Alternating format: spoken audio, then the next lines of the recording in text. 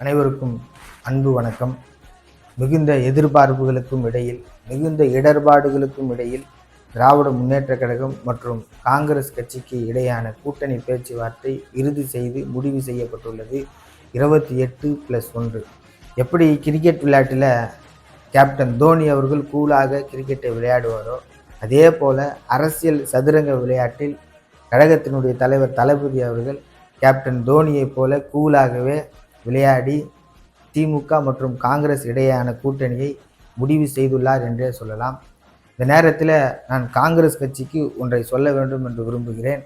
2019 பாஜக அரசு சங்கி கூட்டங்கள் ராகுல் காந்தியை பப்பு என்று இழிவு செய்தார்கள்.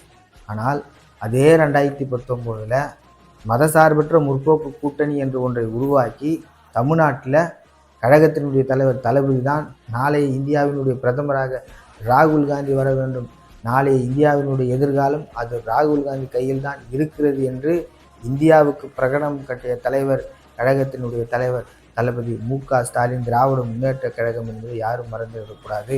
எட்டப்பன்கள் கலையட்டும், ஸ்டாலின் தொடரட்டும், தமிழ்நாடு வெல்லட்டும். நன்றி, வணக்கம்.